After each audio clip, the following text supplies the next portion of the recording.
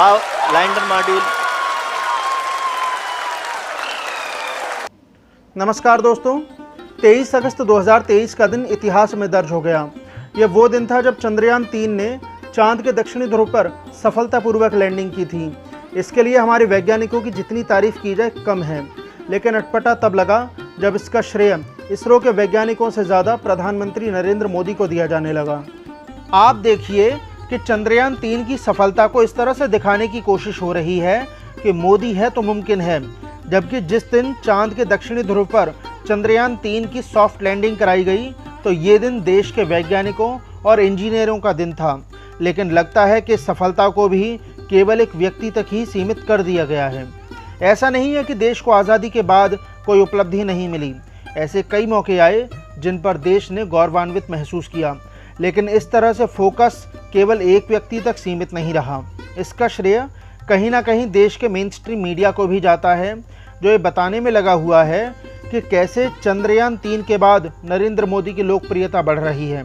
कुछ तो ये भी बता रहे हैं कि कैसे नरेंद्र मोदी 2024 के लोकसभा चुनाव में बहुमत पाने के करीब पहुंच गए हैं, जबकि सभी जानते हैं कि चंद्रयान 3 की दक्षिणी ध्रुव पर सॉफ्ट लैंडिंग और नरेंद्र मोदी के लोकसभा चुनाव में बहुमत हासिल करना दोनों अलग अलग बातें हैं। पिछले कुछ दशकों में दुनिया ने विज्ञान और तकनीक के दम पर जो तरक्की की है उसकी दास्तान भारत के बिना अधूरी है। इसलिए ये कहना कि जब से नरेंद्र मोदी प्रधानमंत्री बने हैं तभी से देश बुलंदियों की सीढ़ियां चढ़ना शुरू किया है, ये थोड़ा अजीब ज़रूर लगता है। मौजूदा वक्त में पूरी दुनिया के लिए भारत केवल एक देश नहीं है, बल्कि एक उम्मीद है जिसने पूरी दुनिया को चुनौतियों से भी लड़कर अवसर ढूंढने का हौसला दिया है। क्योंकि भारत ने जिन हालातों में पहला उपग्रह आर्यभट्ट अंतरिक्ष में भेजा, उस वक्त किसी को अंदाज़ा तक नहीं था कि एक दिन भारत इतिहास रचेगा। जिस दिन हिंदुस्तान ने चंद्रयान 3 की दक्षिणी ध्रुव पर सॉफ्ट लैंडिंग कराई, उस वक्त ऐसा लगा मानो पूरी दुनिया भारत में आकर सिमट गई है। उसके अगले दिन दुनिया के नामचीन अखबारों ने इस खबर को प्रमुखता से दिखाया। जिस इसरो के YouTube चैनल पर इसका सीधा प्रसारण हो रहा था, उसे 42 लाख से ज़्यादा लोग लाइव देख रहे थे और एक वक्त 70 लाख से भी ज़्यादा इस लैंडिंग का सीधा प्रसारण देख रहे थे। ये पल अविस्मरणीय है, ये क्षण अभूतपूर्व है, ये क्षण विकसित भारत के शंखनाद का है, ये क्षण नए भारत के जयघोष का है, ये क्षण मुश्किलों के महासागर को पार करने का है। यह मिशन इसलिए भी महत्वपूर्ण है क्योंकि अभी तक जो ज़्यादातर अभियान चंद्रमा की ओर भेजे गए हैं वो चांद की भूमध्य रेखा के क्षेत्र में ही पहुंचे हैं, जहां की ज़मीन सपाट है, जबकि दक्षिणी ध्रुव पर कई ज्वालामुखी हैं और यहाँ की ज़मीन बेहद ऊबड़ खाबड़ है। चंद्रयान 3 ने चांद की सतह की जो तस्वीरें भेजी हैं उनमें भी गहरे गड्ढे दिखाई दे रहे हैं। BBC के मुताबिक चांद का दक्षिणी ध्रुव करीब 2500 किलोमीटर चौड़ा है और ये 8 किलोमीटर गहरे गड्ढे के किनारे मौजूद है, जिसे सौर मंडल का सबसे पुराना इम्पैक्ट क्रेटर माना जाता है। BBC ये साफ करता है, इम्पैक्ट क्रेटर का मतलब उस ग्रह या उपग्रह में बने उन गड्ढों से है जो किसी बड़े उल्कापिंड या ग्रहों की टक्कर से बनते हैं। अमेरिकी अंतरिक्ष एजेंसी नासा के मुताबिक चंद्रमा के दक्षिणी ध्रुव पर सूर्य की थोड़ी बहुत जो रोशनी पहुंचती है, उन दिनों यहाँ तापमान 54 डिग्री सेल्सियस तक पहुंच जाता है। लेकिन इस इलाके में कई पर्वत और गहरे गड्ढे भी हैं जो रोशनी वाले दिनों में भी अंधेरे में डूबे रहते हैं। इन गड्ढों और पर्वतों की छांव में आने वाले हिस्सों में तापमान -203 डिग्री सेल्सियस से -243 डिग्री सेल्सियस तक पहुंच जाता है। तो समझा जा सकता है कि सूरज की रोशनी चांद के दक्षिणी ध्रुव पर कितना अहम रोल निभाती है। इसीलिए चंद्रयान 3 की लैंडिंग में सूरज की रोशनी का अहम रोल रहा, जिससे लैंडर ने ऊर्जा ग्रहण की और वो चांद की सतह पर उतर गया। चंद्रयान 3 का जो डिज़ाइन है वैसे तो चंद्रयान 2 के समान ही है, लेकिन इस बार इसके पैर ज़्यादा मजबूत बनाए गए हैं। ऐसा इसलिए किया गया ताकि सतह पर उतरते वक्त कोई परेशानी ना आए, क्योंकि चांद के दक्षिणी ध्रुव की सतह काफ़ी ऊबड़ खाबड़ मानी जाती है। इसमें ऊर्जा देने वाले कई सोलर एनर्जी सेल लगाए गए हैं ताकि किसी भी हालत में ऊर्जा की कमी ना होने पाए।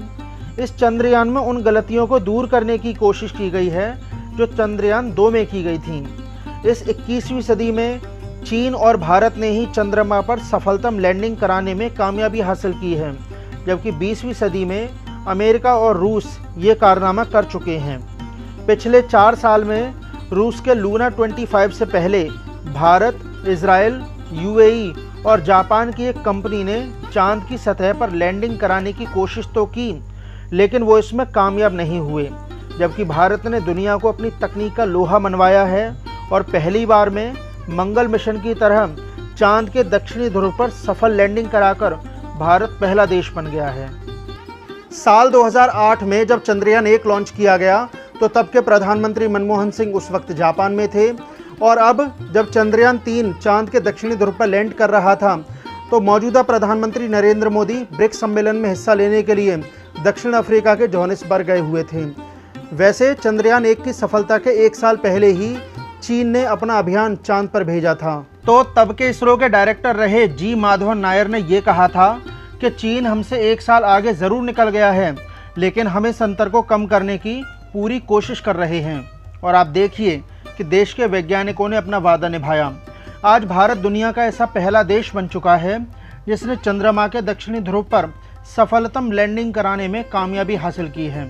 साल 2019 में चीन का भी एक अभियान चंद्रमा की सतह पर उतरा था, लेकिन वो दक्षिणी ध्रुव नहीं था। 4 साल पहले जब भारत का चंद्रयान 2 मिशन चांद की सतह पर नहीं उतर पाया था, लेकिन इसने भविष्य की आशाओं को नया जन्म दिया।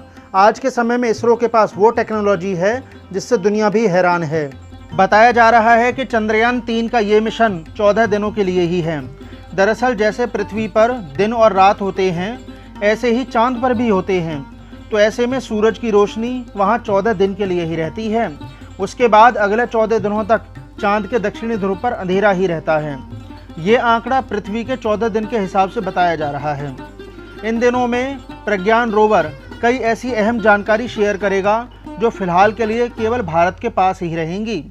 भारत का ये मिशन इसलिए भी महत्वपूर्ण है क्योंकि ऐसा माना जाता है कि इस सतह पर पानी की खोज हो सकती है और वैज्ञानिक भी इसकी मौजूदगी को लेकर सुनिश्चित होना चाहते हैं। वैसे अमेरिका की अंतरिक्ष एजेंसी नासा पहले ही चांद के ध्रुवों पर पानी होने की संभावना जता चुकी है। अब ऐसा होने पर इसकी उम्मीद की जा सकती है कि भविष्य में चांद पर भी इंसानी बस्ती बसाई जाए। इसके साथ ही चीन भी आने वाले समय में अपना अभियान शुरू करने जा रहा है और भारत भी चंद्रयान 3 और चंद्रयान 4 के बाद साल 2026 में जापान के साथ मिलकर जॉइंट पोलर एक्सप्लोरेशन मिशन पर काम करेगा, जिसका मकसद चांद के अंधेरे में डूबे हिस्सों के बारे में जानकारी हासिल करना है। वैसे मुख्य मसला चांद पर पानी की खोज करना है, क्योंकि चांद पर गुरुत्वाकर्षण बल कम होने की वजह से वहाँ पर किसी तरह का वायुमंडल मौजूद नहीं है। तो ऐसे में वहाँ पर पानी ठोस या गैस अवस्था में ही मौजूद हो सकता है। ये मैंने पिछली व्याख्या में भी बताया है कि भारत का चंद्रयान 1 दुनिया में ऐसा पहला मिशन था जिसने साल 2008 में चंद्रमा की सतह पर पानी की मौजूदगी का पता लगाया था। वैसे अगर वैज्ञानिकों को इस तरह की बर्फ का कोई नमूना मिलता है तो उन्हें सौर मंडल में पानी के इतिहास को समझने का मौका मिलेगा। अब आप सोच रहे होंगे कि आखिरकार चांद पर पानी मौजूद है या नहीं, इसमें इतना इंटरेस्ट क्यों दिखाया जा रहा है। तो उसका जवाब ये है कि दुनिया के कई देश चंद्रमा पर इंसानों को भेजने की योजना बना रहे हैं, लेकिन अंतरिक्ष यात्रियों को चंद्रमा पर रहने के लिए पानी की ज़रूरत होगी। अब एक और सवाल मन में उठता है कि जब पृथ्वी पर इतना पानी मौजूद है तो चांद पर खोजने की ज़रूरत क्या है। तो बात यह है कि पृथ्वी से चांद तक पानी पहुंचाना एक बेहद महंगा सौदा है, क्योंकि पृथ्वी से 1 किलो सामान बाहर ले जाने की कीमत $1 मिलियन के करीब है। तो ऐसे में 1 लीटर पीने के पानी की कीमत $1 मिलियन होगी। तो अब अलग अलग जगह से जानकारी जुटाने के बाद अब फिर से लौटते हैं भारत की इस उपलब्धि पर। इस वक्त चंद्रयान 3 मिशन के सफल होने पर देश गौरवान्वित महसूस कर रहा है, लेकिन इस पर राजनीति भी हो रही है। सब कुछ इस तरह से दिखाया जा रहा है जैसे ये कारनामा प्रधानमंत्री नरेंद्र मोदी की वजह से हुआ हो, जबकि इससे पहले कई बार हमारे वैज्ञानिकों ने अपनी काबिलियत का परिचय दिया है। आपके अथक प्रयास, आपके द्वारा दिया गया निर्देशन, आपके द्वारा दिया गया मार्गदर्शन ने जिस तरीके से चंद्रयान को एक सफल अभियान के रूप में हम सब लोगों ने देखा है, वो आज देश को गौरवान्वित कर रहा है। लेकिन मौजूदा प्रधानमंत्री के अलावा किसी ने भी ऐसा अरेंजमेंट नहीं किया था जिससे कैमरे का फोकस उन पर ज़्यादा रहे। आपने देखा होगा कि जब चंद्रयान 3 ने चांद की सतह पर लैंड किया तो इसरो के चेयरमैन एस सोमनाथ कुछ ही सेकंड बोले, जबकि प्रधानमंत्री नरेंद्र मोदी करीब 10 मिनट बोले, जिसमें उन्होंने अमृतकाल से लेकर नए भारत जैसी बातें कहीं। और इसके बाद ही कहीं जाकर एस सोमनाथ अपनी टीम का परिचय कराते हैं। आदरणीय प्रधानमंत्री जी, नमस्कार sir. We have achieved soft landing on the moon. India is on the moon. Sir, I request our honorable Prime Minister to address us and bless us. Thank you, sir. जबकि जिन वैज्ञानिकों ने ये कामयाबी दिलाई, सबसे पहले उनको बोलने देना चाहिए था। चंद्रयान 2 के समय में भी प्रधानमंत्री स्पेस सेंटर में ही मौजूद थे और तब के इसरो के निदेशक K7 को गले लगाते हुए प्रधानमंत्री की तस्वीर खूब वायरल हुई थी। वैसे इसमें कोई शक नहीं है कि मौजूदा समय में राजनीति में काफ़ी बदलाव आया है। आप देखिए कि जब मुद्रा योजना का पोस्टर इसरो के ट्विटर हैंडल से पोस्ट किया गया तो लोगों को काफ़ी हैरानी हुई और ऐसा लगा कि अब ये सब भी देखना होगा।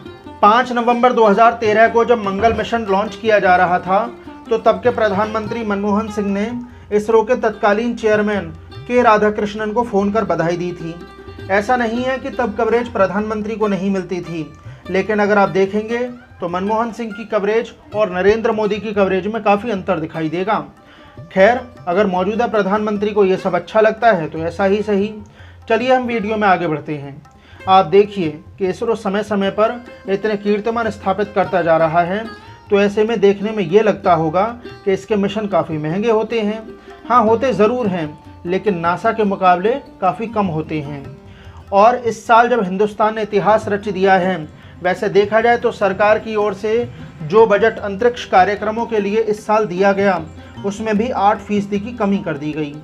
पिछले साल स्पेस प्रोग्राम का बजट 13,700 करोड़ रुपए था, जबकि इस साल इसमें कटौती करके इसे 12,543 करोड़ रुपए कर दिया गया।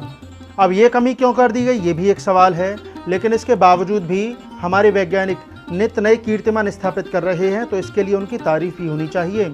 अभी आशा की जा सकती है कि आगे आने वाले समय में इस सफलता के बाद भारत सरकार स्पेस प्रोग्राम का बजट ज़रूर बढ़ाएगी। दोस्तों, इस वीडियो में बस इतना ही। बहुत बहुत शुक्रिया।